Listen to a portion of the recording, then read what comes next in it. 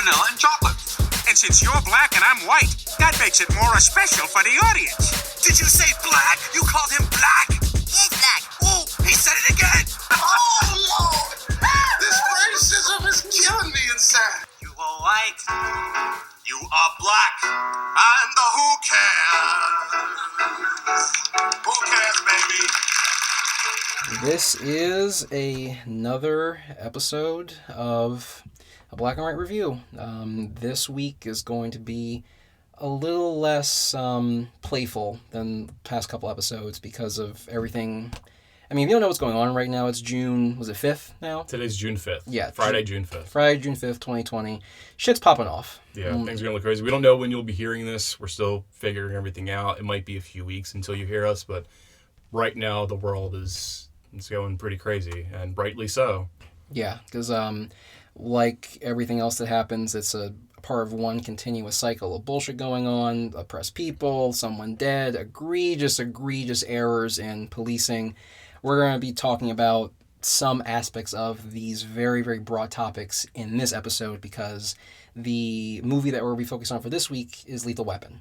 And that is, I don't know what's more consistent with the topic. It's like 80s LA, police. And the best part is, the crazy part is, one of them's black! And the other one is insane and shouldn't be a police officer. Many famous actors or characters that are police officers in movies, you probably don't really want them to be police. One thing I always think of is Dirty Harry. Great movie. But also, the first 15 minutes is Harry getting a new partner, them going, oh, Harry, he hates everybody. And the movie just lists every single racial slur for every race under the sun. Okay, so it's fine if the police hates every race. That lets me know I haven't seen Dirty Harry. Oh my god. I would remember that. Yeah.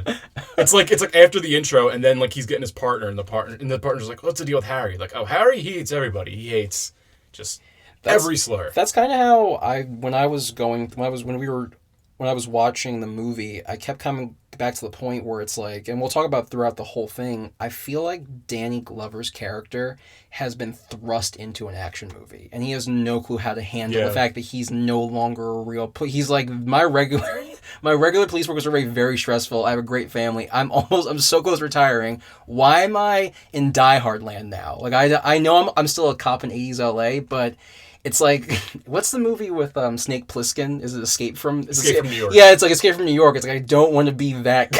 I don't want to be that cop. I want to be closer to Leave It to Beaver more than anything else. Mel Gibson's fucking crazy. I never realized how much this movie's like Die Hard though, and I'm going to talk about that too because apparently Lethal Weapon and Die Hard were being produced around the same time, so there was a lot of that would line up. But Bruce Willis was almost Martin Riggs, Mel Gibson's character. Mel Gibson was almost John McClane in Die Hard. A lot of stuff was taken from each other. These movies were both made around the same time-ish. I think Die Hard came out a year later, but a lot of they're both around Christmas time. And there's I didn't know that. There's a lot of certain things we'll get into later in the more spoilers because even though this movie's 30-something years old now. Yeah. I don't want to spoil it because I personally love this movie. I don't know how Damon feels about it, but I like this movie a lot. Damon thinks it's trash. I was not a fan. I watched it twice, and I was maybe the second time around when I'm not, just dissecting it and thinking about all the things I'm going to bring up, I'll like it more. But I was bored. I'm not sure. But the thing is, I will say this: I don't know if it's Lethal Weapon's fault that I was bored because I've seen this type of movie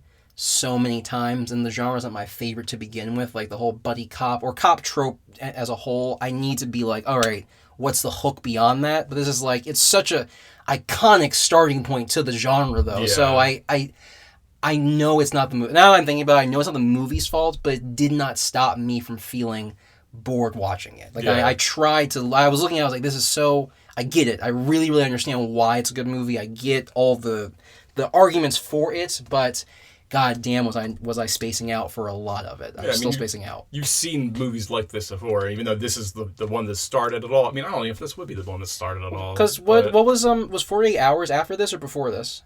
48 hours? Yeah. Oh God, I have no idea. You know what I mean? So like even like that, this time frame. Well, it's always been. I mean, that's the whole point of this podcast. It's always been a thing where it's just like the odd couple. You know, a black guy and a white guy. Yeah, or it's And like we a don't man, even a man and a woman working together, or like anything else. But Yeah. this podcast, it's black and whites, the master races. No.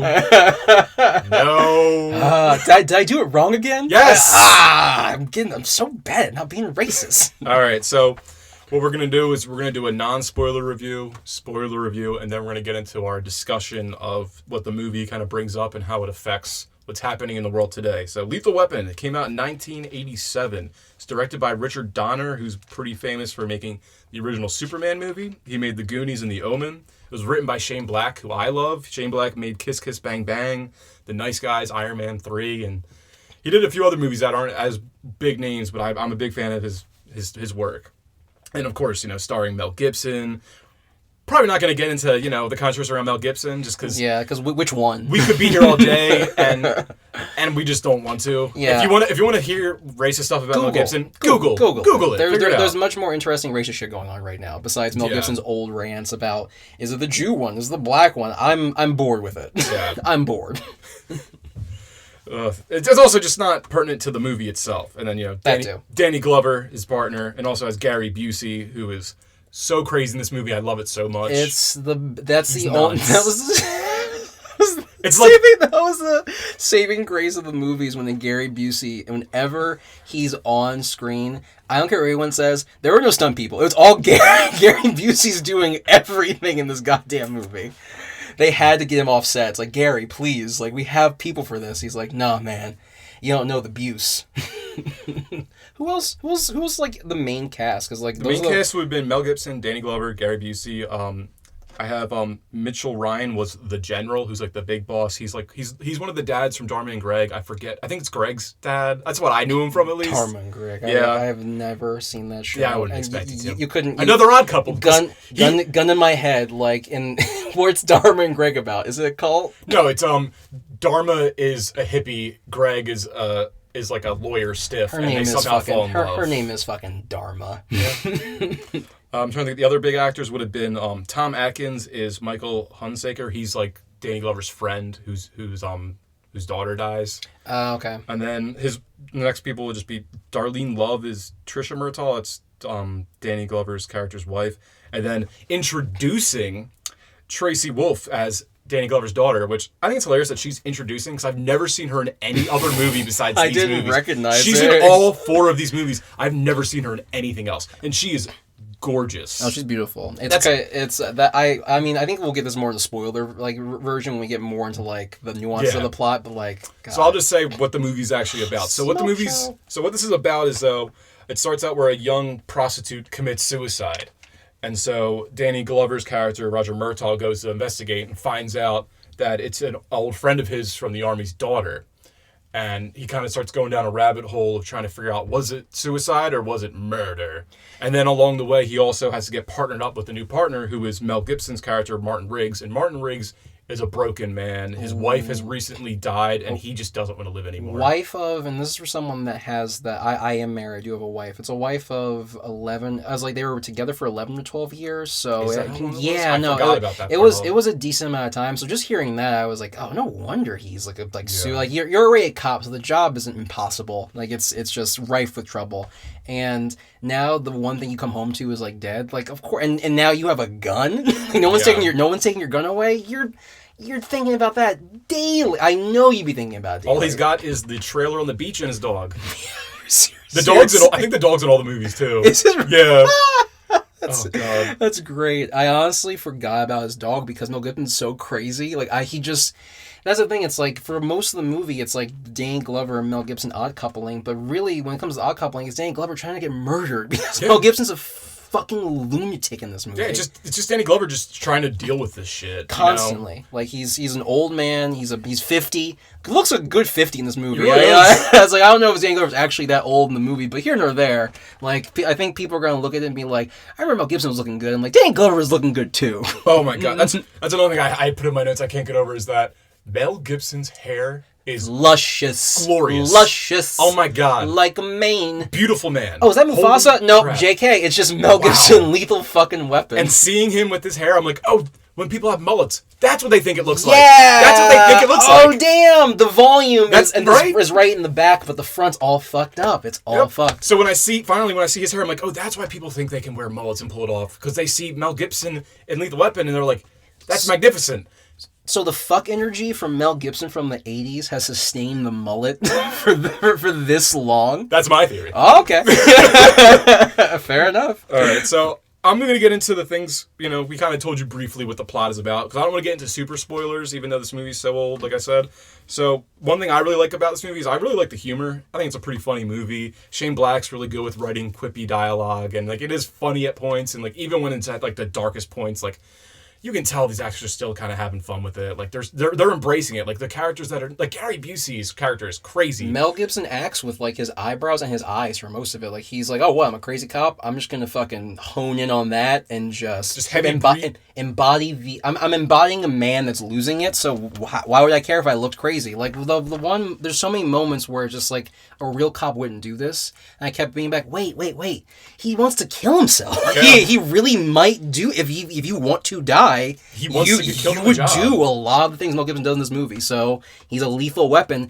But I think this has been the main point, not the main point, one of the things you'll come to over and over again in this podcast, being lethal weapon does not make you a good cop. Yes. It does not make you good. It's actually the exact opposite of what you want in a police officer. You don't want them to be this force of just I'm just gonna come here and the problem is gonna be fixed by just my gumption and all this other shit. No. You need someone that's I want a lethal talker. I want someone I want a lethal debater, someone that can just kill you with argument. I want a reasonable weapon. Yes, Yeah. a probable lethal restraints. Maybe that. Yeah. You were too much restraint. 7 people died, Officer Carl. It's I didn't know how to act. That's the reboot they're gonna make to make it fucking woke. They're gonna remake Lethal Weapon. Well, they did reboot it. When did They made that TV show I forgot with Damon Wayans and some guy that no one's ever seen. Kevin, I forgot. Yeah, I never watched it. Why would I? Yeah, fuck it. Poor Damon Wayans.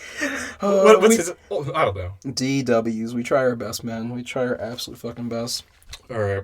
So another thing I want to point out is I don't know how you feel, but I love the score in this movie so much. You didn't like it? I loved it. It's so noir-y, but also 80s. I feel like I'm watching like I said, a noir in the 80s where the saxophone. It's Eric Clapton. I don't know if you know Clapton. Yeah, I'm familiar with Eric Clapton, but my problem was it's maybe because my mentality when I hear saxophone is porn riff, and sometimes sometimes the scene transitions, it'll be Dan Glover with his family, and there's a sexy saxophone, and I'm trying to be invested in how they're trying to build the characters and everything. I'm did this need a saxophone change? I've written about it several times, another sexy saxophone transition for something completely innocuous, or I'll see the action scenes. I didn't I didn't hate that music, but I think I've seen when the action's happening, I didn't love the score for that as well. But once again, I think I just wasn't in the right mindset of just this is an 80s movie. This is what's it's gonna be. I think I knew it was gonna be bombastic action, over the top. But even the action scenes, I'm impressed by the blood quips. I always like practical effects. I'm a big fan of that. The explosions still look really good. The helicopter they use in this movie, that's badass. It's still, scary too. That's intimidating to just the idea of coming to a location, and then you're expecting to meet a group of people, and you're faced with a row of cars, people, and a heli just waiting. Especially for when the you. helicopter's flying low, it's so menacing. Yes, it's really, really cool. I'm always impressed when they do helicopter shit in movies because it's just so dangerous. Helicopters are you have to pay me a lot of money to get in a helicopter. Let's just say that. So anytime they're we're just gonna have, are we transporting someone to a location? No, we just need this dope looking helicopter shot, and that's fine. Why not? But it's fucking awesome. So I will agree with that. The action was enjoyable. Like, I didn't hate that part of it. Like, I liked how crazy Mel Gibson was doing. Danny Glover just he does such a good tired old, like he's exhausted. He just embodies it really well. He's too old for this shit. He really is, man. Like, fucking Riggs is running around left and right trying to die, and he's just trying to get back home to his wife and 3 children. I love when it's so we're gonna start to get a little spoilery now. Mm-hmm. So it's like after they it's like when they're starting to investigate the murder or the maybe death of the young girl. They like go to the one house and they just let them in. And as they let them in, Murtaugh has to tell Riggs, like, remember, no killing people. Remember that, no killing. Riggs like, you got it, no murdering. It's like, why do you have to tell him that? And of course, he doesn't even follow. He doesn't even fucking follow the advice that was given to him.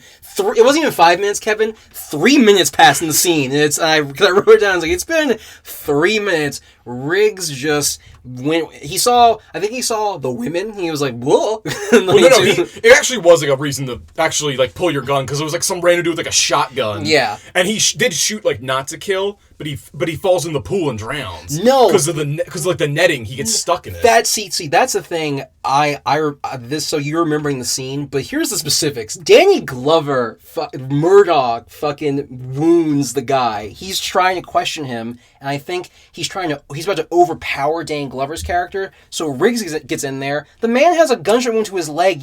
If you push him off onto the wounded leg, he's gonna fall down. But Riggs is losing the fight, and he's like, nope, I'm not losing this fight. Bam, bam, bam, bam. He shoots him 4 times in the chest, and then he falls into the pool, and then they try to save him. I don't know why. This man, there's literally his shirt's red from the amount. It was white, and now there's enough blood to make it fucking crimson. They're like, no, we might be able to save him. Let's just give our best. And then as they're like in the water trying to save him, like, I just love the dude's dead face. It's like cross-eyed and like. How do they know where he's dead if he just looks stupid? His eyes closed isn't enough. Yeah, no, we need to make him look like it's a Three Stooges bit. We just kept it. We kept it in the movie. No, and there even is the Three Stooges bit in the first like sting. Yes, he just like he slaps his face, because once again, if you were a regular cop and we're jumping around the movie. I'm trying to do spoilers now. Yeah. Might as well. I mean, we kind of said what we said about the movie, and also it's movie's so old. Exactly. What else can you say without spoiling it? Yeah, and also, like, this isn't a movie that you really spoil. I mean, even when you find out what's happening, it doesn't ruin the experience. Yeah, like and honestly, when you see like most of the when you see like the character, it's like, okay, it's Murdoch investigating an old friend from like the army. So what it is the girl who dies was the daughter of one of his Vietnam buddies. And this Vietnam buddy is involved in some serious shit. Yes. That carried over from Vietnam. Basically, what the plot is that there's this like rogue group of CIA. Is it CIA? I thought it was CIA. They're like army black ops guys that basically you know the deal. Mercenary motherfuckers. Yeah, like, they're corrupt guys, military guys from Vietnam, and basically they decide that they're going to start smuggling heroin. They do one huge heroin shipment into the U.S. every year, and Murtaugh's friend, he works at a bank, and he's the one who cleans the money for them.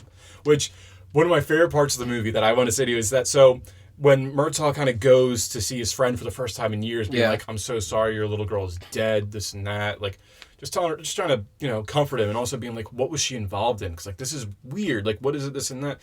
And then he's like, you need to find these men. I don't care if you're a cop, Murtaugh. You kill these men. You kill them. And he screams it. You kill them in the bank. He's in a public bank. And so this is one of the things. One of my little things I thought was hilarious. So Murtaugh's just kind of like, what the fuck? Like, no, I'm going to do my job. I'm not going to just murder these men. And also, at this point in time in the movie, he has no idea that he's even involved with this. This guy's just telling him, murder the people who are involved in my daughter's murder. And they just kind of, Riggs and Murtaugh, like, leave the bank, kind of look at you like, what the fuck was that? And so I like to think that, because he's working in a bank. There are people in the bank while he's screaming, you find these men and you kill them! You kill them, Roger! I like to think that he took the next client, and the guy was just like, the next customer was just like, hey man, I just got denied a loan. Who are the guys you want to kill? I'll kill them, man. I need to buy a house, okay? Who are these men? I'll kill them. I just called my wife and told her everything's fine. Everything's not fine, sir. Please. I totally forgot about that he's part. He's screaming bloody murder in a bank, and like, how is more people not being like, what the hell's up with what's his name again? Mike. What's the deal with Mike today? Oh my God, he's just screaming for someone to murder somebody. I feel like that was the second or third time today, at least too. I think he just casts a wide net. he just wants the shit done. He doesn't care who does it even. Oh my God. Yeah, no, but And I love the other thing is while they're later. One thing I think is hilarious about this movie is the extras are pretty funny. Like, again, it's a moment of there's a lot of suicide stuff in this. I mean, the first scene of the movie is a girl killing herself, and then the next scene is pretty much you see hair. Riggs contemplating murder, and then the first thing that Riggs and Murtaugh work on together is someone who's about to jump. And I love that extra how he talks. He's like, "You're crazy, man." Like, I'm not trying to do. Do you remember the extra? He's like, "I'm not trying to do nothing, man." He's like, "Yeah, man, it's not like you're trying to kill someone." He's like, "Yeah, that's right. And he's like, "Here, you need a cigarette?" And that's when he does that crazy shit where he cuffs him to him. That was one of the. I actually looked up how often those hostage situations actually work out. 95% of the time, it usually works out pretty okay. Like if there's like a suicide like prevention or like something going on where it's a crisis, if a hostage negotiator needs to be brought in, 95% of the time it's A-okay. That's great. Yeah, so the fact the guy didn't die was actually on point. even Riggs is a piece of shit. Did you catch that? So what happens? Riggs cuffs him, the jumper, to himself, being like, "If you jump now, you are committing murder." And it's like, "What? No, what are you doing? You're crazy, man." And then they jump and they fall into that big airbag. And I was actually watching it with a friend of mine who is a paramedic. I'm like, "Do those things actually exist? Like, is that a real thing, or is this just Hollywood bullshit?" And he's like, "No, those are actually things." He's like, "I don't know how often they break them out for that sort of thing, but for training, like, we have those. You know, when you're training as a fireman, like, those are around, like, in case anything goes wrong. Like, they have them." Fair enough. But I don't know if you noticed, when they jump, the handcuffs break. Really? I caught it the second time I watched it. That when they both jump, it breaks and they fall into the thing, and then Oh, that's awesome. yeah, and that's when Murtaugh's like, "You're crazy, man. Are you trying to kill yourself?" And he's like, "Here, you want to kill yourself? Here's a gun." Yeah, and then they play chicken. Yeah, they play Russian roulette chicken in like a separate like corner store that was cleared out for like the tragedy. So did you also catch when they go in the store, he's yelling at him and he slams the door and it keeps swinging?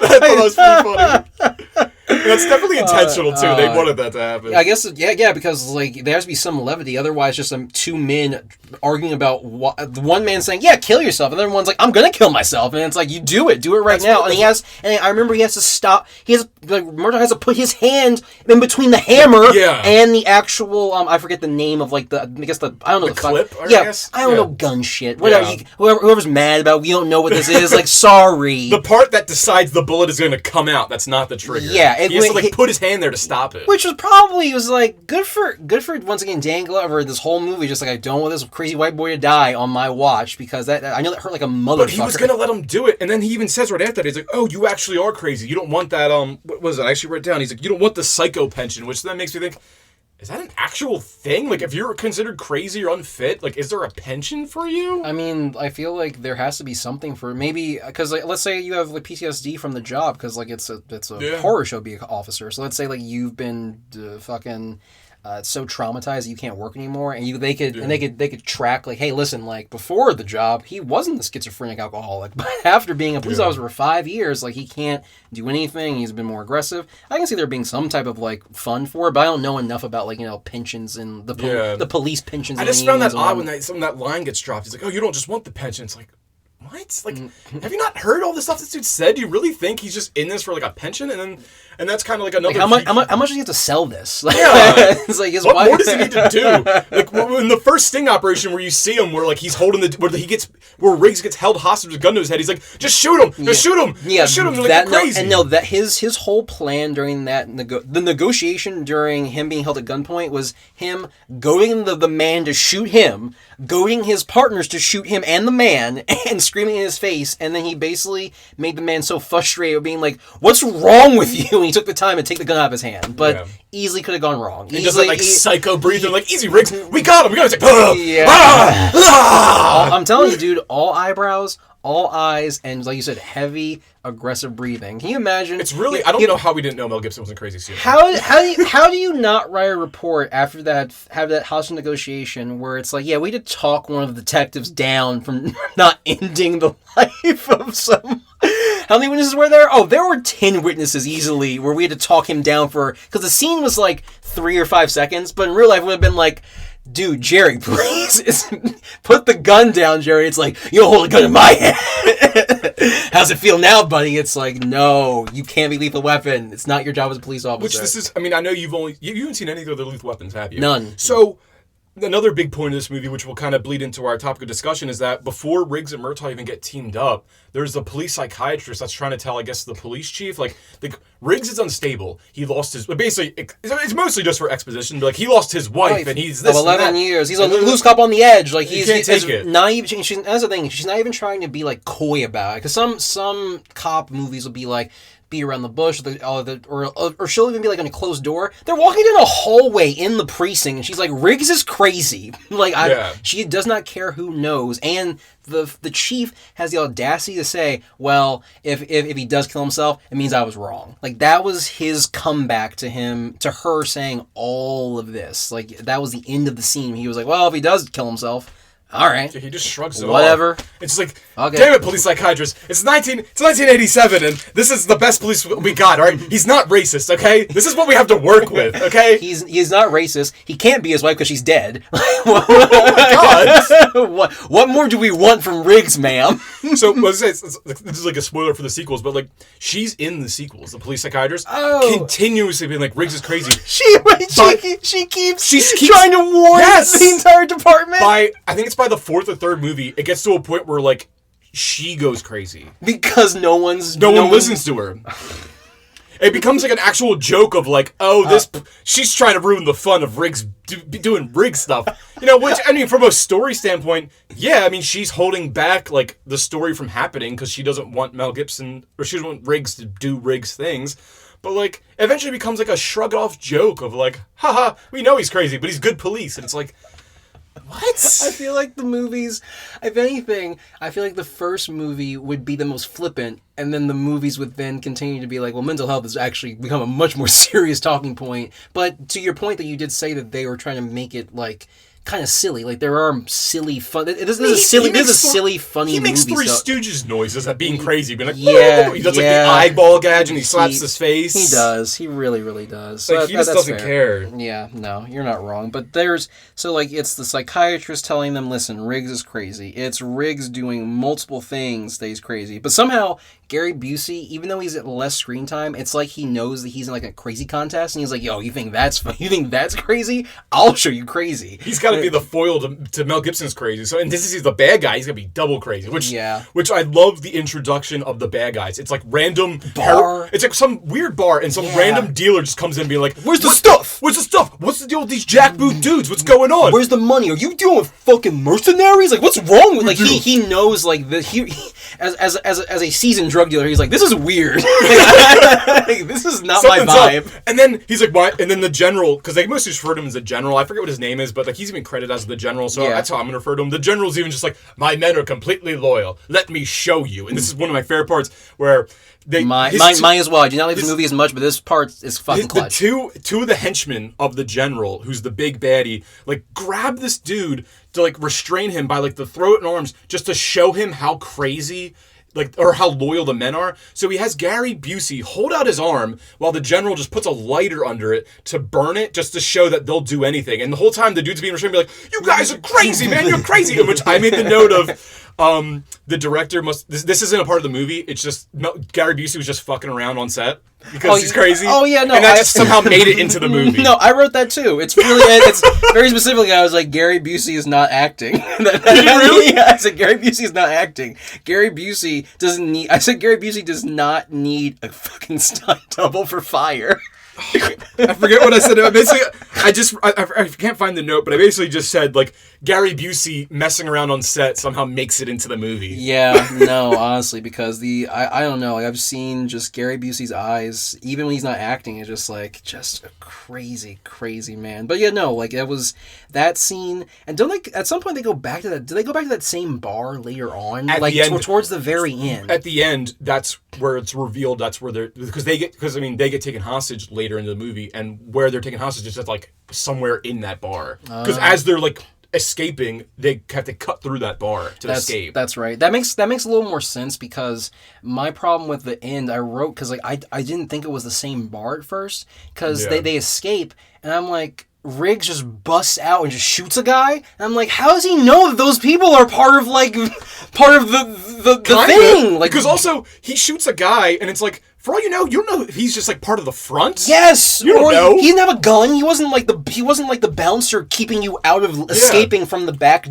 area. He just busts the door, shoots a dude, and then they keep moving. But also, when he shoots the first dude, because they're at a loud club, no one reacts. None. I'm like, how loud is this club? And then he shoots like 200 people, and that's when everyone's like, oh my god, we gotta get out of here. Oh my god, the first shot I thought, okay, it's only one guy, but 3 guys, that's too many for my nightclub. So another like big part of this movie that we're actually do want to talk about is before they even find out who the big baddies are, they're kind of building the case. Like, they find that first suspect house where they go there and just immediately shoot the guy, and it's like, we got nothing. And they go to another suspect's house, which is an awesome part where they pull up to the house like, this is a suspect, and as soon as they get out of the car, there's a group of little boys, and they're black, and immediately, and Riggs and Murtaugh aren't even in uniform. They're just 2 regular guys, and the 4 kids immediately go, police, police. They know they're cops right away.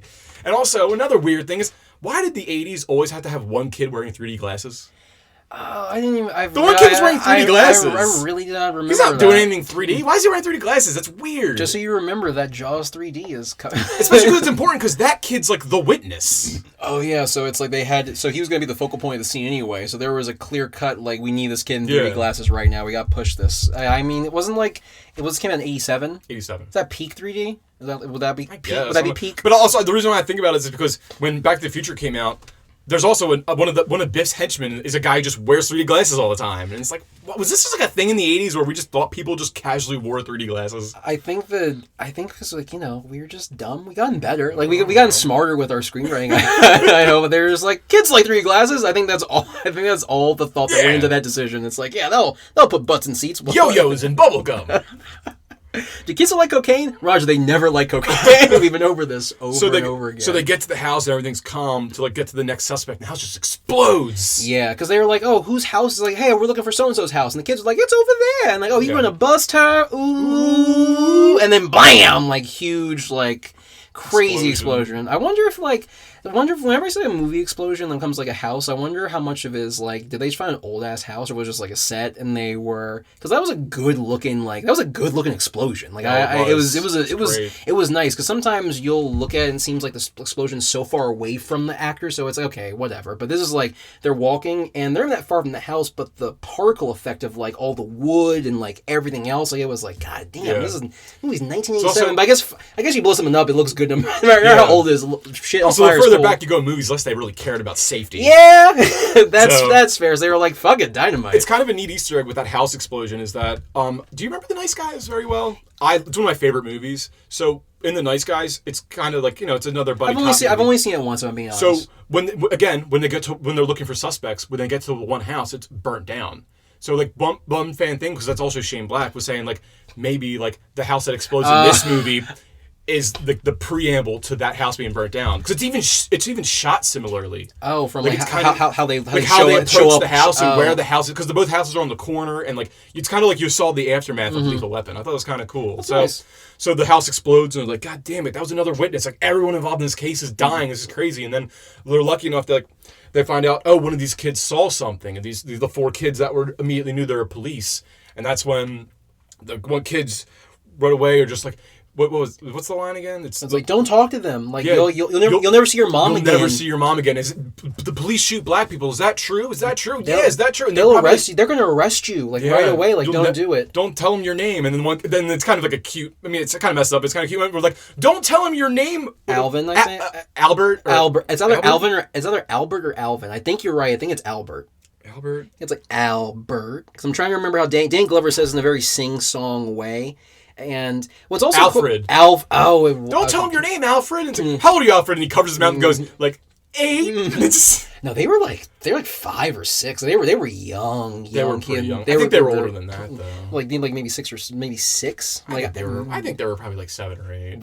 Those were young kids. Yeah. Like, they were really, really young. But here nor there, it's like I thought it was interesting too. It's like it wasn't even the fact that they were white officers. Like they were just cops. Like cops as an institution. These kids have been taught in the movie. Also, in 80s LA, it's like the housing I could tell was like like lower level, low income housing. Yeah. Like that was the whole. I feel that was the whole point of the scene where just like they were showing how this fear isn't just like it's not just one generation. It's a learned generational thing to teach your children to be afraid of the police because they're seen as antagonists in this neighborhood. Like it's just I feel like that's a relationship with a lot of police departments and the people they try to police, especially when if you're not from that neighborhood, what stake do you have in the neighborhood? Yeah. Like, so these kids may really have seen just all they know the police is the police come, someone probably either gets shot Or taken away. That's what they know. And also just the fact that their moms are telling them that. The one kid says, like, my mom says that police shoot black people. Is that true? And then you have Murtaugh being like, And then Mel Gibson's laughing his ass off behind him. I'm like, wouldn't this have been funnier if Mel Gibson was the one trying to do it? And then, like, Danny Glover's the one laughing? Yeah. Because it'd be more awkward. Because, like, you know what I mean? Like, he's the white guy has to be like, and then Danny Glover has to be like, not entirely wrong. Yeah. It's like, I haven't shot any black people. I haven't. Like, I'm one of the quote unquote good cops. It's hard to be a good cop. Hard, very, very hard. But, whatchamacallit. But yeah, no, like, I found that very, very powerful. The movie was like, hey, even though we're going to be silly and we're going to do this and that, like, we're still going to have, like, a little vignette of, like, oh, hey, by the by, 80s police and lower income areas, they're not friends. It's just scary. Never have been friends. It just makes it so, like, freaky, just the fact that, like, the movie plays it off just as, like, it's like a little side joke. Like, that's how normal this is. The relationship with the police and just minority communities or even, like, lower income communities, like, I think it's like a two-pronged thing where you have like just it's two different classes of people. You have police and citizens, and the police, they should be public servants, but the system has made that impossible. Like that's just not the case anymore. Yeah. Like they've become I don't want to say marauders. They're not marauders because they're not like this. They're not bandits, but they don't have like public order. When you see videos of police that are escalating situations, that alone tells me like the whole psychology of the police has shifted insane amount for what they were supposed to be when they first formed like hundreds of years ago. But even then, like, it's hard. I think it's an impossible job. I really in my heart to heart, I think it's an impossible job. No, it's not easy, and like it's just tough. It's a shit show. Yeah, it's such a lose-lose. Like trying to.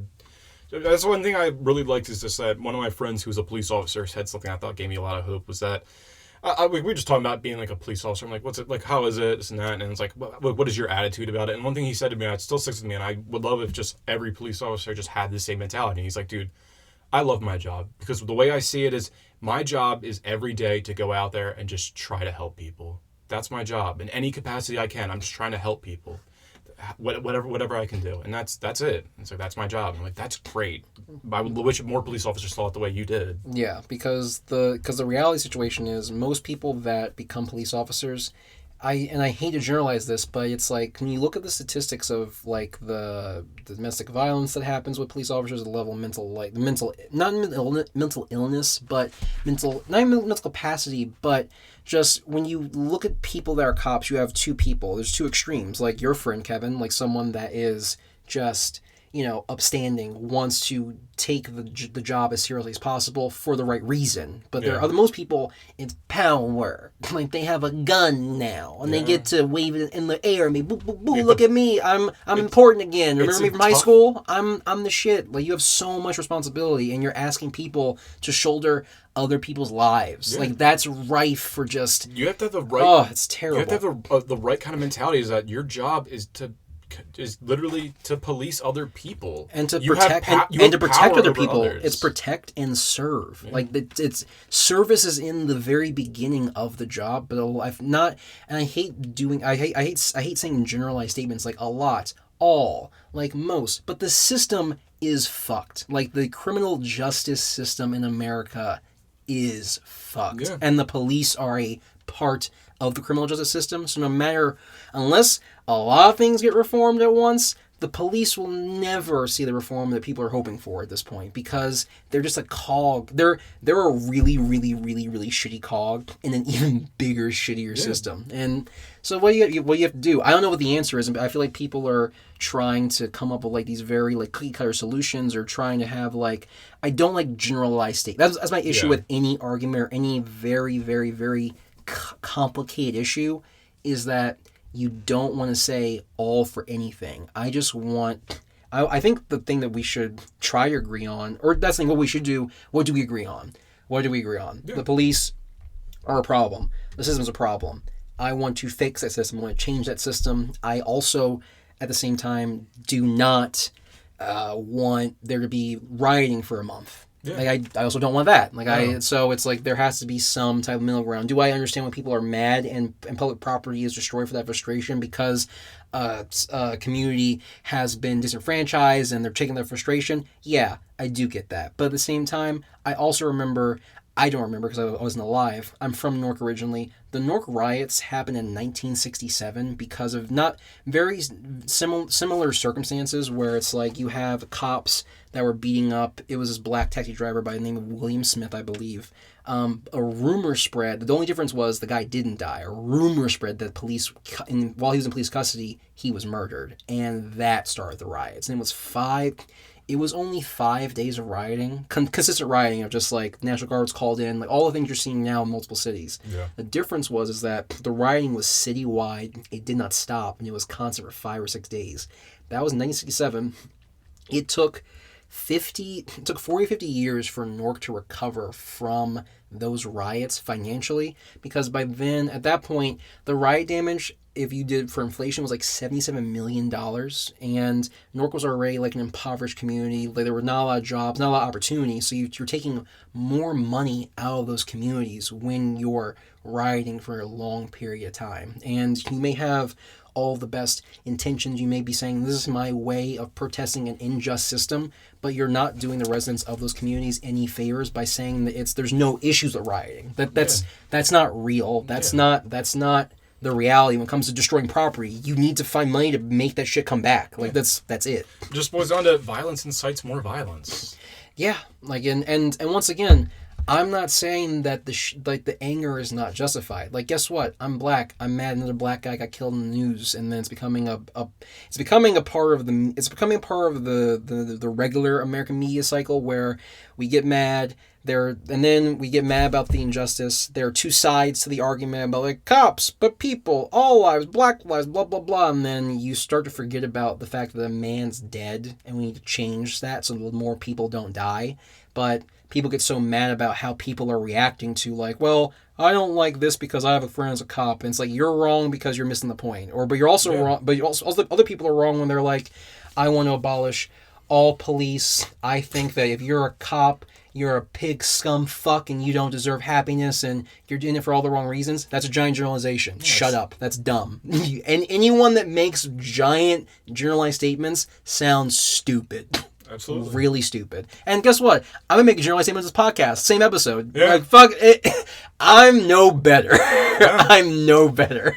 But I think the biggest problem now is that I think the biggest problem in this day and age with everything is that we don't really have discussions anymore. We don't talk. As soon as someone says something you don't like, you block them. You cut them out of your life. And that's not right. If someone that you're friends with or someone that you know and you care about them on some level and they say something you think is heinous or you hate, talk to them about it. Maybe you can change their mind. Or maybe maybe talking to them, you can see why they feel this way. And then just gain some empathy. Yeah. We just scream at each other and we don't hear each other. We just hear our own, what we're yelling, and we just think we're right. And what's happening now, we're at a point where we'll argue two kind of different things. There's one group arguing that, obviously Black Lives Matter, this shouldn't be happening anymore. Absolutely, it should not be happening. And then another argument being like, not all police are bad. And it's like, well, yeah, but that's not quite what we're saying here. Yeah, like these are two different things. So you're having two groups of people that are both, that probably at the end of the day, they both probably want the same thing, but they're not articulating their arguments well enough because they're generalizing so much. Yeah, and people get mad when you generalize someone that they may know it's in the position where it's like, I'll give you an example where it's like, I knew people when I was growing up that said ignorant shit to me as a black person, because for all intents and purposes, I was around a bunch of white people as a kid. 'Cause my dad's a wrestling coach, and black people don't wrestle. White people do, because you like complicated, tough shit for no reason. You know what white people like to do? Rock climb. I don't understand. I don't fucking rock climbing is fun. How dare you? My point. Thank you, Kevin. So I would meet white people, or not even just white people, like other minorities, whatever, people that were not black, and they would say ignorant, and some people would even say heinous things to me. But that's the thing. Sometimes people are just ignorant, and you can argue with them, and you might even change their mind. But someone may overhear what you say, or read what you're talking about with the person. And you can be like, oh wow, like I may have had those same ignorant thoughts and comments before because I don't know anyone that doesn't look like me. So how is my perspective going to be changed if everyone that doesn't look like me is yelling at me and is saying like, join us. It's like, I don't care, because if I'm being yelled at, I don't care what the thing you're yelling me about is. If it's right or not, you're yelling. So I'm shutting down. Like, and that's from like childhood, when like let me know, people that are listening, if you agree, when your parents start yelling at a certain volume for an extended period of time, at one point it stopped doing anything to you. Like, you stopped caring. You stopped feeling guilty because you knew what the reaction was going to be. You knew how long it was going to last for. And then you were like, oh, you paid lip service. Like, oh, yeah, sure. No, I'll change this and that. And you probably fucked into the same thing again. And you got yelled at again. Yeah. Oh, sorry. No, my main point was going to be like, if you think doing the same thing is screaming at someone, your point. And that's the thing, too. It's like, when you're trying to talk online, everyone thinks everyone's mad at each other. So it's hard to have a discussion. Because you can't tell tone either. It's impossible. Like, I'll text someone something, and they might think that I'm giving them attitude, and it's like, I'm not. Or they might think I'm joking. It's like, I'm not. It's another. With friends. You ever see that? It's a Key and Peele sketch where they're texting each other. It's like Peele is just being normal, and Key just thinks he's like starting a fight. It's like, meet me at the bar. So they get to the bar, and Jordan Peele's just like, hey, how's it going? And then Keegan Key has like a mace or something like that. You're like, oh, are we not about to fight? And he's like, what do you mean? It's like, I got you a beer. It's like, you see it. He's like, that's a right. Great, no, that sure. Whatever, he puts like the baseball bat. I forget what it is, but it's a pretty funny sketch. Yeah, no, but that's a really good point though, where it's like tone is, you said it perfectly. Tone is I would say almost impossible to go over text. Unless you add your like LOL at the end ha-has, your emojis, but just solid blocks and once again, like I said before, I love that. I'm glad that people are mad. I'm glad that I think we can all agree on certain things, but there has come to a point where we have to just take a deep breath and be like, all right, what's the yelling accomplishing, or what's the judgment, what's the blocking accomplishing? Even if someone's like, if your family is like a heinous racist, why would you block that content? Like, why would you not want to show your friend? At the worst case scenario, you don't change their mind, you don't do that. Why not a sideshow to you? You're gonna be like, nope, they don't exist anymore. Like, I don't get that. I don't get ghosting people for their opinions. I'll ghost people if I don't want to be around them anymore, if I don't want to just, like, I don't know, if it's a stranger on social media, I get you block them, you haven't talked to this person like 6-7 years, cool, like whatever. But, someone you care about, someone you're saying, yep, not my family anymore, it's like, god damn, like that's extreme. Try to change their mind, even if you fail. Just try. Try. Try. You can't say that you didn't try. Some people aren't even trying. Like, you said one thing that I did not agree with, and you're out. And it'll be something that was like you said, points that they're kind of agreeing on, but it'll be like one little wedge thing where it's like, well, I kind of disagree on this little facet, and they're like, wait, you don't agree on this other facet? You're dead to me. It's like, we were so close. You should have talked it out. We almost were there. That's the thing. You just have to have a conversation. That's why with right now that I'm glad that so many civil rights activists are not diminishing or dismissing or condemning the riots, because really what it comes down to, if you're arguing with somebody and then they just decide to punch you in the face, are you going to agree with them then? Like, you don't. You're just going to cut them out completely. So it's not a discussion. So that's kind of the difference I see between a protest and a riot, is that a protest is two people, protest is just trying to prove your point peacefully through arguments, chants, just, I'm here. You cannot ignore me. And then a riot is just violence because of what happened. And if you're just doing violence because of what happened, you're hurting your own cause. Because typically, unless you actually sit down and talk, people are going to learn the wrong lesson. That's what I thought when I saw all these riots. I'm like, okay, so now certain police are going to think we got to police more now because of these riots. And other people will be like, well, we rioted, so we got what we wanted. And it's like, I think those officers were going to be charged. Honestly, I think those officers are going to be the main officers are going to be charged regardless because of how much there's everything. Yeah. Everything. In case you don't know what we're referring to, because I'm not sure if we specifically did say it, we're talking about the death of the murder. Yeah, murder. The murder It really of is the George murder. Floyd. Yeah, That's what we're talking about. Those are the protests. In case you don't know what we're talking about, or if when we release this kind of dies down a little bit, which hopefully, honestly, I hope it doesn't. Yeah. I mean, obviously, I don't want the riots to continue, but I hope people continue to peacefully protest because, honestly, just being, you don't have to make a sign, you don't have to scream and shout, but by being there, by being another body in the crowd, you're showing how many people that you care. Yeah, and you were there. Yeah, and white people, I'm talking to you. Anyone that's not black that can show up and also say, hey, it's not just a black issue. There's like there's a people issue. There's a human right. There's a human rights violation that happened. Like because they're gonna find ways. And when I say they, I mean like media, like the people that really govern your lives. Like they don't want an informed, unified populace. No. Like, that just is so counter to how most society is run. Is like they want people to be tribal. They want people to always be fighting for these small little things. If realistically, like to your point, if the protests continue to happen peacefully for months, if people just keep coming out, if people start boycotting, because if the riots go on for months, that's how you get martial law. Yeah. That's how we lose more of our rights. Because guess what? The police are militarized. They're itching for more riots. They are getting their dicks hard for more violence. I mean, if you just see what happened in Washington on June 3rd, it's disgusting. Yeah. It's disgusting. Vicious. Some dictator shit right there. Yeah. Oh my God. Shooting peaceful protesters and reporters.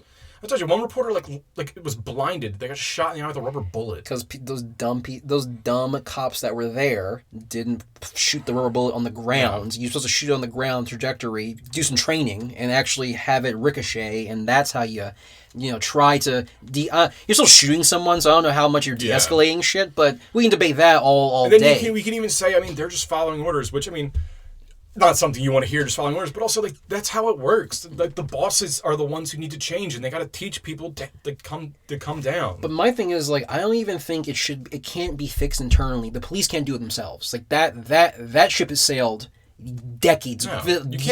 Self-regulation doesn't work. It doesn't, because like they have their own internal investigation. Oh, we have the rat squad. That's what the other cops call the other police. But guess what, bro? You're still fucking cops. Like you have a incentive to not bust them the hardest because there's still someone that you work with. Yeah, I mean, even if the cop, let's say the cop didn't even do something horrendous. Let's just say they just weren't doing their job correctly. I mean, they're part of a union and they're just trying to. You still have to work with this person because they're another cop. I mean, if someone in your office is doing something, like how often are you gonna call HR?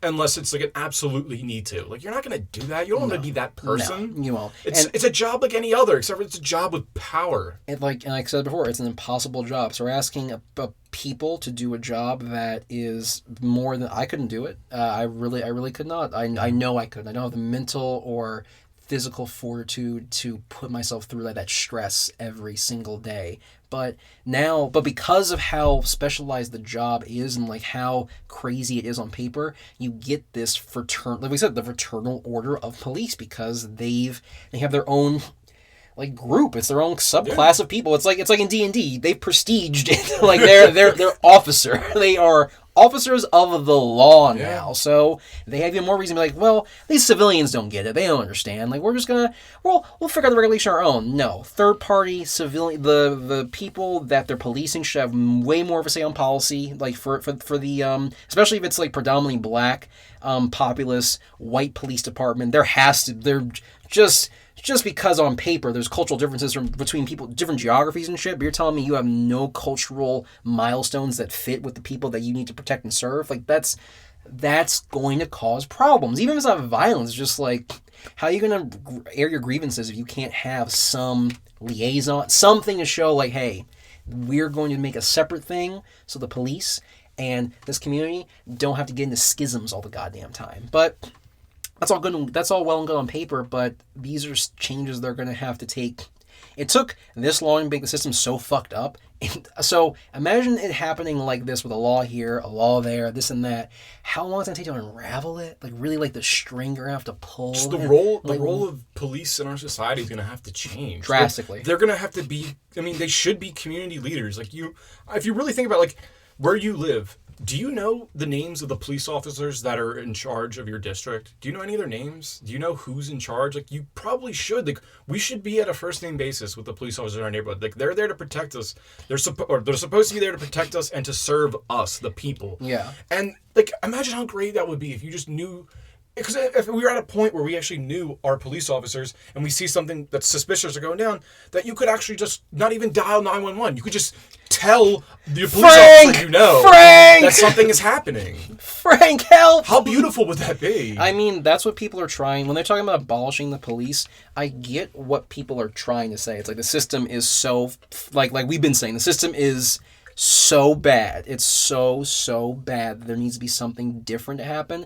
And then some people are saying like, oh, we need to abolish everything and just have communities police themselves. I'm like, I don't think that's the answer either, because some communities, whatever everyone's of, I grew up in the hood. Some people are fucking degenerates, man. Like, some people don't care about if you have people that don't care about their own well-being, that don't care about themselves, they're not going to care about other people. And that's just the risk you take when you're a human. Some people suck. So you have to have some other humans that can be like, all right, you know what? Our sole duty is going to make sure that other humans don't ruin your day. And it sucks. I wish it was a utopia where we can be like, you know what? I can trust my neighbor. I don't know my neighbor. I don't. I know, I live in an apartment complex. I know one of my neighbors. He's cool as hell, but I have on paper like 20 other people that live here, probably. And I couldn't tell you a single one of them. So I don't have a community, realistically. I have friends that I've known since like high school, college, and I still hang out with them. But I think that's another reason too. It's like the problem with America is just like since community is kind of dead too. So it's like we only talk to the people that think exactly the way we do. Like the internet has connected us in ways that are insane, immeasurable. But it's also divided us because now we only also immeasurably. We also we focus on the people that think and act the way we do, and we're not learning from others. You can't just hang out with people that agree, you all just agree all the time. Yeah. That's not how you learn. You have to learn other people's perspectives and just see the way other people see things, so you can both grow. Even I might even say especially when you disagree with someone. Like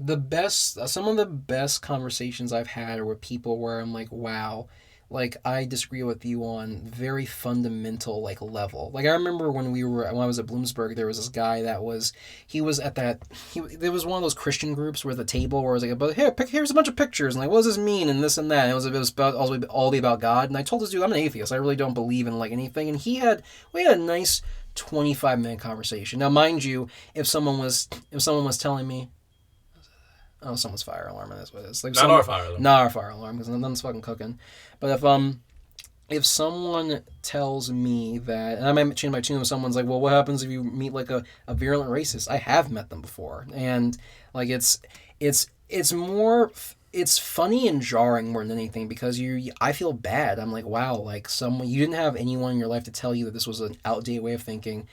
Everyone that you probably know is like this in some way because it's not a known behavior, it's a learned behavior. So you come from a community of ignorance. Like it's just, I try to look at it as like charity to try and talk to them, being like, oh, like you hate me for something I have no control over, and you have no control over this, and you're obsessing over this. Like that's a problem. And this is a poison.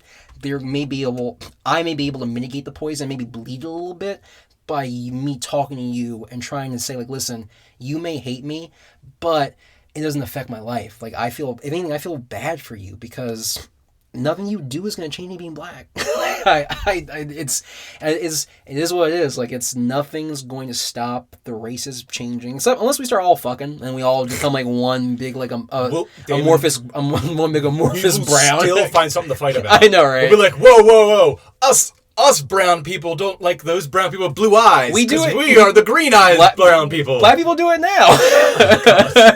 Where it's like, well, they're black, but they're too light-skinned. They're still black. It's just like the Rick and Morty bit where it's like the cone nipple people rule. It's like, no, the target nipple people. And Summer's like, can't you see you're both the same? He goes, oh, Summer, first race war. Yeah, no, that's very fair. I think it's human nature to just be tribal in some capacity. Yeah. I just think that we have to focus on things we agree on, because the tribes will always be there. Yeah. But I don't know, it's easier said than done, because like you said, the internet's made everything. It's so easy to find people that you agree with, and it's so easy to just block people that you disagree with on any level, and just become. And so when you get to a point where you've been able to block things on every small little nuance of a disagreement, where it's like, okay, it's not the biggest disagreement, but you've been blocking. Now it comes to a really big watershed moment like this, where it's like, this is a complicated issue. There's race involved, there's class between rich and poor, and like the elites, and like media control, all this other stuff going on, and you disagree on this. Bro, like, you might think someone's evil now. You might think someone's subhuman because they disagree with you, because you've dehumanized the idea of having arguments. And you're just like, nope, if we're arguing, that must mean that you're on the wrong side of blah, blah, blah. And guess what? Some people have bad takes. I'll admit this. I've read some things on the internet. I was like, oh, that's aggressively bad. You might be disagreeing with us right now. You might not like our take. And guess what? We're not geniuses. Fine. We're not deep thinking philosophers. We're just a black guy and a white guy who like movies, who feel like we need to talk about this stuff. Yeah. No one, really, whenever the topic of race ever comes up, everyone kind of just shrinks into their shell, and they're just kind of like, or they don't want to talk about it. Some people are so afraid of being, because the mob is alive and well online. The mob is like the closest thing to God that we have at this point, because like if the mob knows about something, it can take your family away, your job away, like, it can dox you, it can if the internet mob finds something to be mad about, bro, you can get canceled. Gone. That shouldn't. No. What happened to forgiveness? Whatever happened to just trying to understand other people? Isn't that the whole point of all this? The whole point is just trying to get other people, even especially white people, just to understand Black Lives Matter and not be a fucking asshole and go, all lives matter. Like, that's not the discussion at the moment. Yeah. They're not saying Black Lives matter more. They're not saying they matter most. They're not saying Black lives are the best. They're just saying that they matter. And it's like it's when you preach tolerance. Yeah. That's what so much of this has always been about. But what is tolerance? Tolerance is just dealing with it and accepting something. You don't even have to like it. You just tolerate it. And that's what you should do. Just tolerate other people. Yeah, and realistically, it's like, as long as those people aren't imposed, because that's the thing, people are listening to this, like, well, what about this instance? You know what we mean. Like, fucking try to be better. Like, we're all trying to be fucking better. Like, we're not, like Kevin just said, I'm not perfect, he's not perfect. We're just two dudes with an opinion that have the fucking gumption to actually post this for the world to hear or listen to, wherever the hell you want to call it, because I get tired of seeing it on social media. I get tired of seeing the division, but I know if I post something on there, it just adds the noise. It's pointless to just have any like real debates or talk to people, because it's always going to devolve into just this dogfight. It becomes a dogfight. And for me, there's no point. The other day, because I don't post stuff on like Facebook that much. I lurk. I'm a lurker. I'm mostly just there to like creep on people. Yeah, voyeur. Voyeur supreme. And the other day, I was gonna post something because everyone's posting about like if you think this about the police, I'm unfriending you. If you think this about the Black Lives Matter, I'm unfriending you. And I'm like, that's just not right. So one day I was gonna post something. I was gonna say something like just don't unfriend people. Don't block. Pretty much what we're saying here. Don't block people. Just talk to them, communicate them. You might learn something from each other. And I decided not to post anything, because at the end of the day, all of my friends are probably just going to validate me and like it, and then there'll be a few people that don't like it, and they'll either unfriend me or just ignore it. And what's the point? And that's why I actually went to one of these protests, which I was I'm not gonna lie, I was pretty nervous. I was scared it might turn into a riot, but I was like, being here is all you can really do. I want to get back to the movie now. Yeah, fair. So we're at the point where that the little boy identifies who planted the bomb, and he basically says that he has the same tattoo that Riggs has, which is a special Black Ops tattoo. So it's like, what's going on? There's more going on here. So that's when Murtaugh realizes, all right, my old Vietnam buddy's definitely not telling me everything. So then he goes So he goes to see the Vietnam buddy, and it's during his daughter's funeral, and he's basically just like, "You're not telling me." Oh yeah. He's like, "You're not telling me everything." And then he's like, totally forgot. That was such a bad time to be like, "Hey, listen, the person you're looking at right now, I'm not telling you yet." No.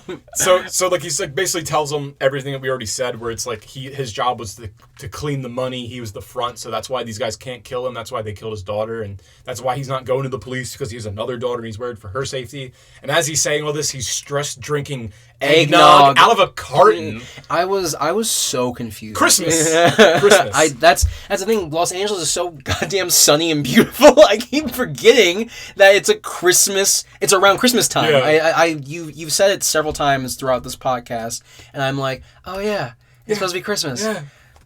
Nope. Shane Black loves Christmas. A lot of his movies are Christmas. Lethal Weapon, Christmas. Iron Man 3, Christmas. Nice Guys ends on Christmas. Kiss Kiss Bang Bang, Christmas. Damn, man. Long Kiss Goodnight, Christmas. Damn. And I think Last Boy Scout ends with Christmas. Last Boy Scouts, that's a movie I need to see. Oh my God. That's on our list too, by the way. Last Boy Scout's gonna be something we're gonna talk about. Yatta! That's Bruce Willis and Damon Wayans. Nice. Damon Wayans or Damian Wayans? I think there's a Damon. Maybe a Damon and a Damian. It's the one on My Wife and Kids. That Wayans. Yes, I think that's Damon Wayans. Okay. So that's when they find out.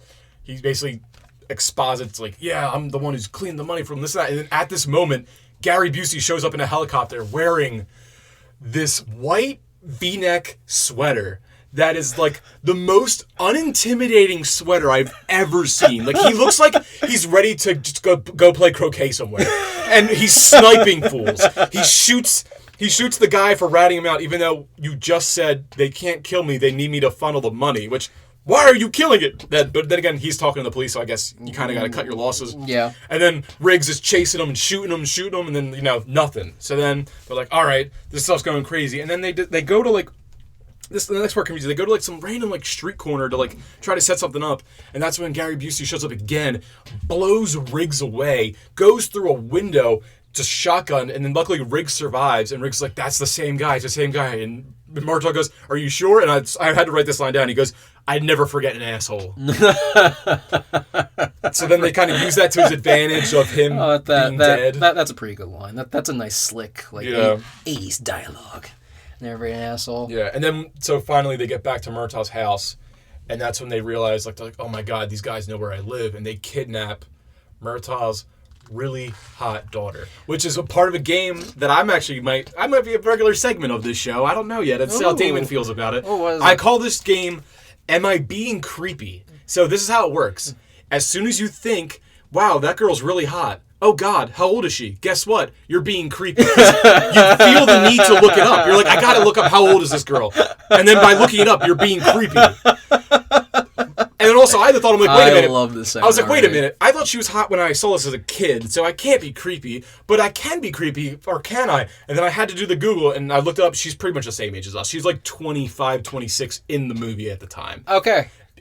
That's real life, the actress. Okay. In the movie, I'm not sure how old she's supposed to be. I was confused about that because depending on if she's like a senior in high school or coming or home from college, that determines how I feel about Riggs wanting to fuck her. Because I don't think she wants to fuck Riggs. Riggs is just not fighting it. He's kind of just like giving her like a little wink and a smile every now and then. But I think we were talking about this. Like, does he actually want to fuck her, or is he just messing with Murtaugh? I think he's just messing with Murtaugh. I think he knows exactly what it is, and he's just being playful and he's being cute. Because even when the two young Murtaughs do that most 80s rap you've ever heard ever, just in case you didn't know they were black in the 80s, and I love how bad it is. It's like, my name is something, and the son's been like, you want to fuck Detective Riggs?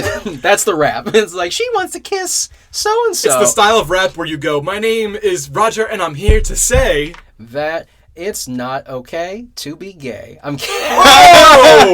That escalated. That's like we have all these talking points about like acceptance, forgiveness, but don't be gay. don't you dare be gay. Nope. Not live and let live. Live and let die. Hey, live and let die. No, of course not. Yeah, duh. Joking, guys. It's a podcast about movies, so it's gonna be a little bit of the yucks. But yeah, no, I'm trying to think if there's anything else that I thought about the hostage situation.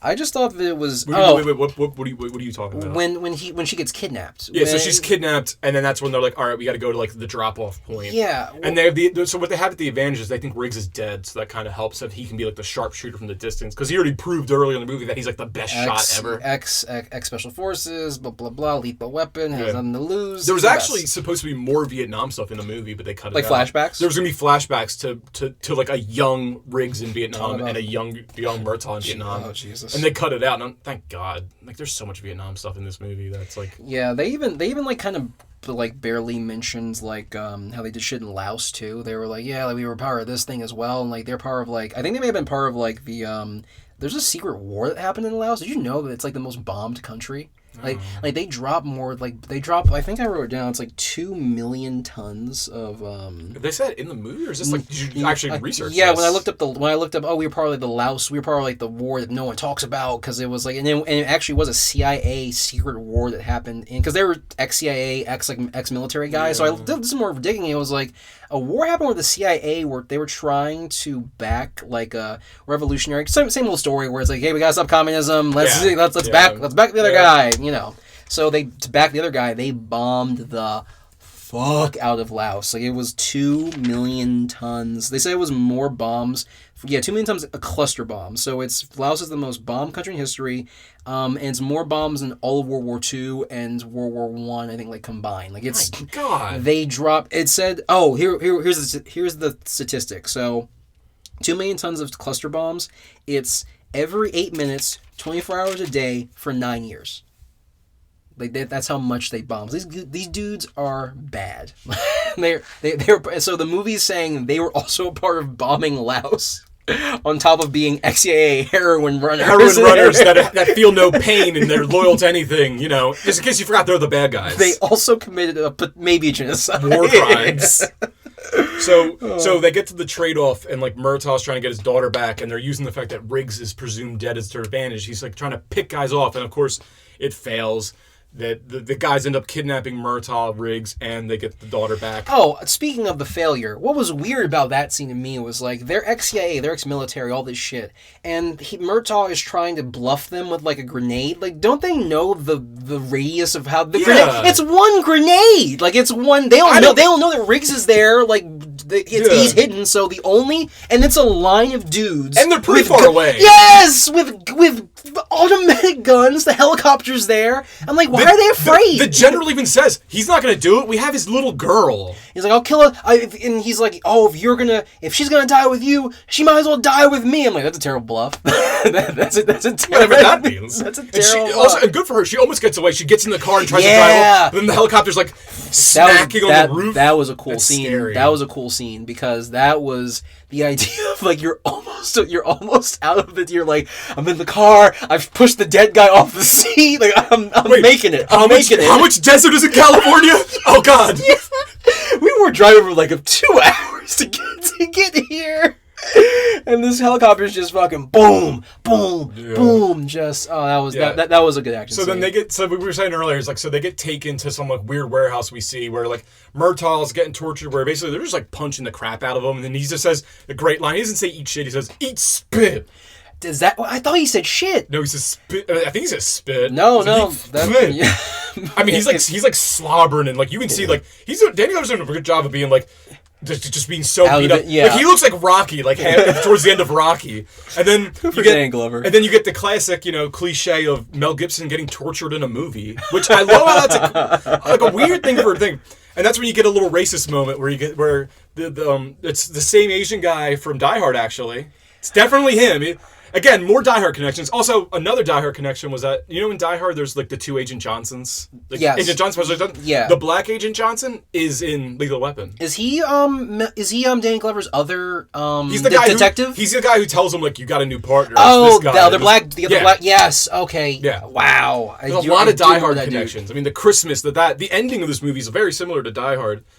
So they're getting tortured, and he's getting like electroshocked. It was like the sponge. Yeah. With like the electro. Did the electrodes were on him, and then the sponge was hitting him? No, he's like tied up, and there's water dripping on him, and then I think the sponge he's holding is the electricity. Oh, that's right. The car battery and the sponge is attached to the other end. Then Gary Busey has the great line of, "This is," I forget. I don't know. I forget his name. I mean, they call him the Chin, for God's sake. Like, this is such and... Oh, you don't remember that? I don't remember when Mel Gibson that. straight up, he goes, "Who's the Chin?"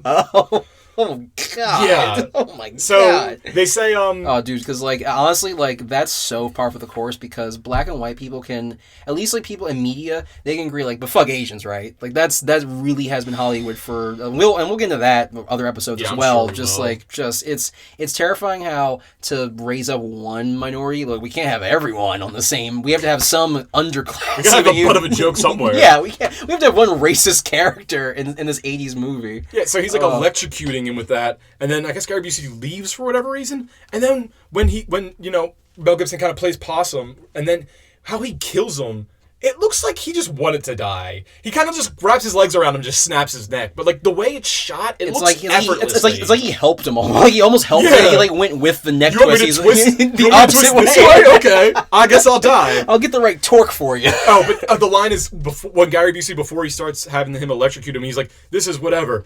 He's forgotten more about pain than you and I will ever know. And I'm like, that is so 80s badass. I love it. So ridiculous. And then Mel Gibson breaks out. Oh, Jesus. He saves Danny Glover. There's like a fight, and then like I don't know. Do they get like rapey with his daughter? Do you remember? Well, she was always like she was clothed, but then when they show her again, she's like kind of like she's like a nightgown, undressed. Like it's not a nightgown. It's like kind of a wife beater, John, and like booty shorts almost. So I'm like, was she wearing that underneath her clothes? Or they like undress her and make her to be like, oh, look at your daughter kind of naked right now. It was a weird vibe. I wasn't sure if they did the villain of like, here's your daughter, we're gonna cuff her over here while I creepily smell her hair. I thought is there not a moment like that? No, it was more just like they kind of threw. Or it's like you got a real pretty daughter. Yeah, it was more just like, look how undressed, look how less clothed your daughter is. Let that sink in. It'd be a shame if something happened to her. Just about but I didn't notice any like because I feel like we were written down like Jesus guys like relax. I'm so used to watching a movie and like if there's like a woman in peril and there's a villain near it, it's like all bad guys are also rapists. Also rapists. It's like they weren't bad enough already. Here we go. Yeah, it's kind of hard to like, and it also kind of diminishes like. Listen, so it takes a special type of person to be a rapist. I feel like you're diminishing like what a rapist is. You're like, well, he's also a rapist. It's like no. Like some people's like, I'm a murderer. I'm not a rapist. Like those people are scum. It's like with the older Family Guy things when Meg's like, you guys gonna have your way with me? And they're like, what? Oh, the burglars. No, just breaking and stealing stuff. What's wrong with you? Like, why? What did she say? She doesn't want to have her way with her. Oh God. No. Jeez. It's true though. They're like, we're just trying to like. I'm a criminal, but I'm not a monster. I wholeheartedly believe it's warm in this closet, guys. So when they're running through it, they're like shooting people in the club, and the club evacuates, and then Danny Glover and Mel Gibson are like trying to chase after Gary Busey's character in the general, and then like another cop sees him and was like, put the weapon down, and real quick Danny Glover's like, I'm a cop.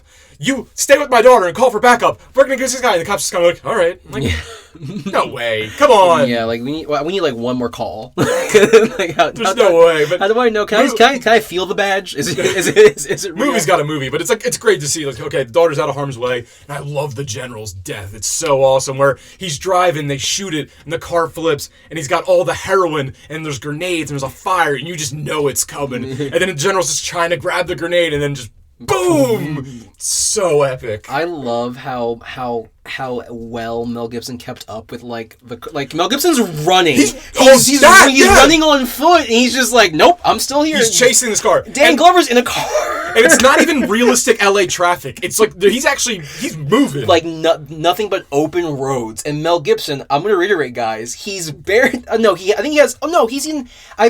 he's running in like very fancy boots. I can't remember. I can't remember if he's barefoot or not. Either way, but he's just been tortured. He just went through electroshock torture, and so I mean that's a better point. He just got tortured, and he's running out of the car, and he doesn't lose it. He's just like, nope, I'm here. Lethal weapon. Mel Gibson's a fucking lunatic. So the general's dead in this explosion. That should have been the end of the movie. But, Gary Busey's still out there, and they're like, and he's a psychotic. And he's psycho. So, like, oh, no, he knows where I live. So they go back to... So, like, Gary Busey, like, gets to the house. And this pissed me off so much. Where, like, he's driving to the house, and they already had police, like, outside his house because the police were fully aware it's happening. And they have a description of what he looks like. And then the two cops are like, how can we help you? And he just murders both the cops. It's like, you guys are idiots. You knew what he looked like. You knew he was coming.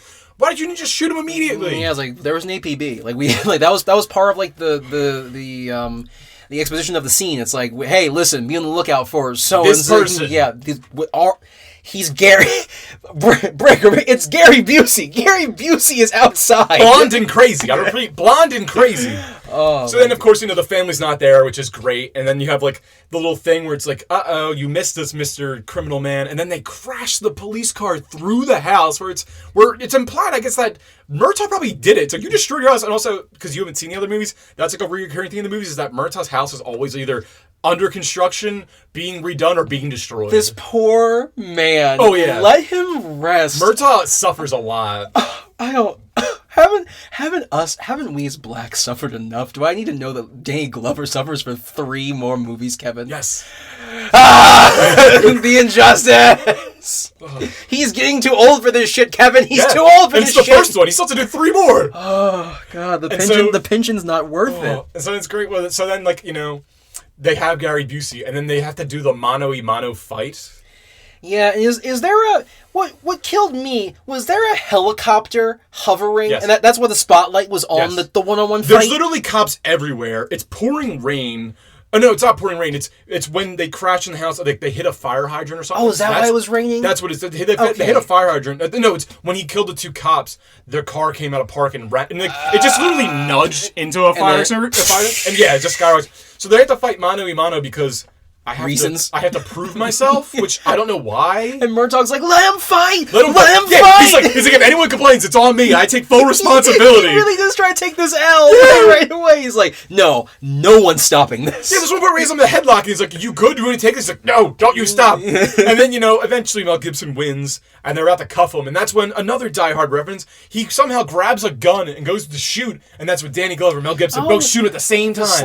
Goddamn, you're right. Just like in Die Hard. You're so right. You think that, is it Carl? Carl's like, he sneaks out with other hostage, and he pulls out that big gun, and that's when the dad from Family Matters shoots him right in the head. And even this kind of like fits. I said, I just imagined, you've already seen you already heard a car in the neighborhood. If you live there, you already heard a car crash into like a house. You're outside. Shots fired. So you're like, okay, the police are here. It's gonna be solved now, right? Wrong. You come outside. You watch probably 30 police officers form a ring around like it's a schoolyard fight, and you hear the oldest, blackest cop being like, "Let him fight! Let him fight!" It's and not even that. It's on me if we get in trouble. Do you go back inside? Do you know what do you do at that point? You can't call the police.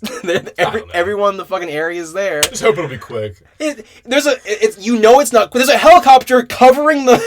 There's a helicopter covering the goddamn fight. Also, did they?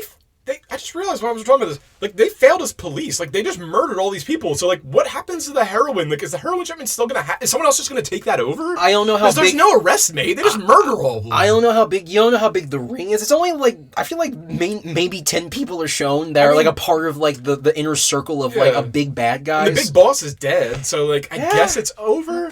And then, they finally... They kill Gary Busey, and then it's actual Christmas, and that's when Mel Gibson... He goes to the house, and that's when the daughter answers the door. He's like, here, it's for your dad, and it's a bullet. And it's like, it's just one bullet. He's like, he'll know what it means, because it's like, that was the bullet he's going to kill himself with.